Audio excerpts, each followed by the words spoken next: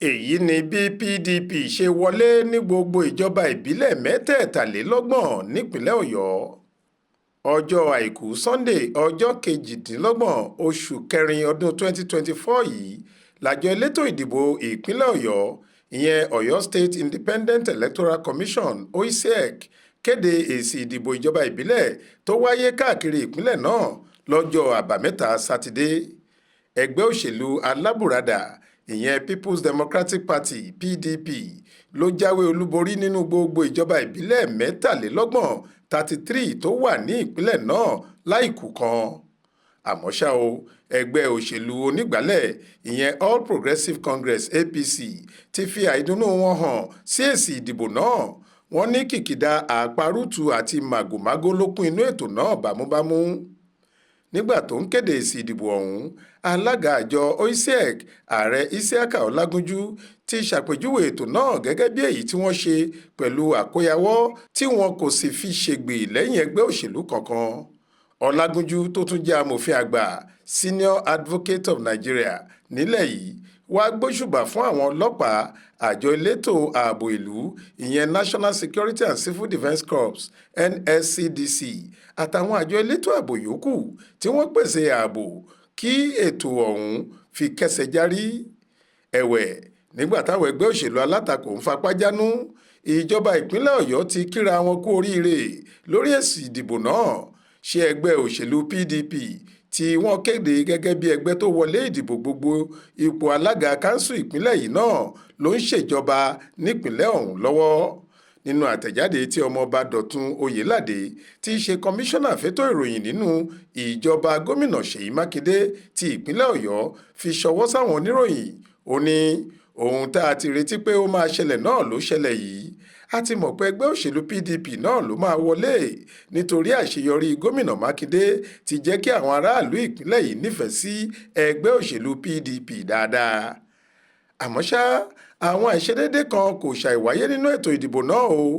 Gẹ́gẹ́ bí àpẹẹrẹ, àwọn oníròyìn ìlú Ṣakí àtàwọn ará ìlú náà tí akọ̀ròyìn wa bá sọ̀rọ̀ lórí ẹ̀rọ ìbánisọ̀rọ̀ fìdí ẹ̀ múlẹ̀ pé ìdìbò kò wáyé láwọn ìjọba ìbílẹ̀ bíi ìlà oòrùn Ṣakí, ìwọ̀ oòrùn Ṣakí àti Orin-Lópé. Bẹ́ẹ̀ àjọ elétò ìdìbò kéde èsì ìdìbò níjọba ìbílẹ̀ mẹ́tẹ̀ẹ̀ta.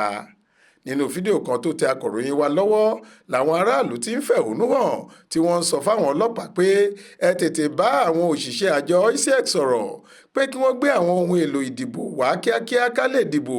Bíi bẹ́ẹ̀ kọ́, ẹ jẹ́ kó wà nínú àkọọ́lẹ̀ yín pé ìdìbò kankan kò wáyé lọ́dọ̀ tiwa níbí o.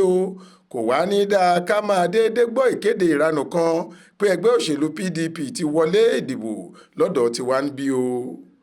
Olùdìbò kan tó jẹ́ ọmọ bíbí ìjọba ìbílẹ̀ ìlà oòrùn gúúsù Ìbàdàn ṣùgbọ́n tí kò fẹ́ ká dárúkọ òun ṣàlàyé fákọ̀ròyìn wa pé àjọ OISEC ló parí iṣẹ́ yẹn fún ẹgbẹ́ òṣèlú PDP. Gbogbo ibi tí wọ́n mọ̀ pé ẹgbẹ́ PDP ti lẹ́sẹ̀ ńlẹ̀ dáadáa ni wọ́n kó àwọn nǹkan èlò ìdìbò púpọ̀ lọ, ṣùgbọ́n láwọn ibi tí wọ́n bá ti rí i pé ẹgbẹ́ APC ti lẹ́nu dáadáa, nǹkan èlò ìdìbò kékeré ni wọ́n kó lọ síbẹ̀ tàbí kí wọ́n má tiẹ̀ jẹ́ kí ìdìbò kankan wáyé níbẹ̀ rárá. Gẹ́gẹ́ bí àjọ OISEC ṣe kéde rẹ̀, ìwọ̀nyí ni díẹ̀ nínú àkọsílẹ̀ àwọn èsì ìdìbò alága kánsù ní gbogbo ìjọba ìbílẹ̀ mẹ́tẹ̀ẹ̀talélọ́gbọ̀n tó wà ní ìpínlẹ̀ Ọ̀yọ́. Níjọba ìbílẹ̀ Ìrẹ́pọ̀, PDP ní 17,497, APC ní 2,638. Níjọba ìbílẹ̀ Orin-Lópé, PDP ní 24,569, APC ní 5,519.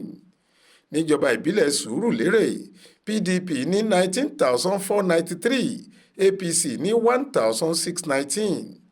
Níjọba ìbílẹ̀ Kájọlà, PDP ní 11,232, APC ní 9,373, SDP ní 128.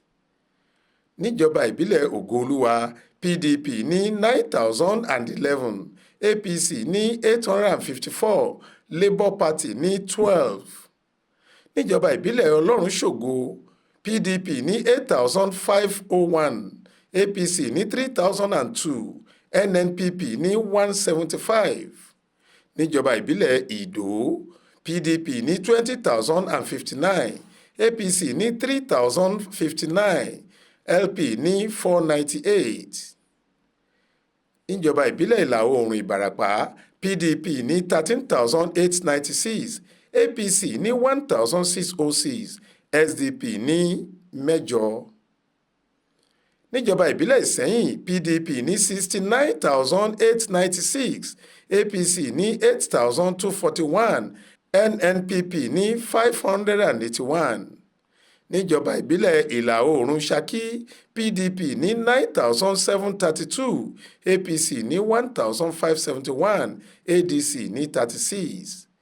ìjọba ìbílẹ̀ ìwọ̀ oòrùn Ṣakí PDP ní 19,621, APC ní 4,920, ADC ní 1,846. ìjọba ìbílẹ̀ gúúsù Ògbómọ̀ṣọ́ PDP ní 20,102, APC ní 3,471, ADC ní 6. ìjọba ìbílẹ̀ ìwọ̀ oòrùn gúúsù Ìbàdàn PDP ní 21,810, APC ní 3,848, ADC ní 22. Ọ̀làwálé Àjàó ló ṣàkójọpọ̀ ìròyìn yìí fún iléeṣẹ́ tẹlifíṣàn Aláròye Online TV. Faith Adébọlá ló kà á sétí ìgbọ́ yín.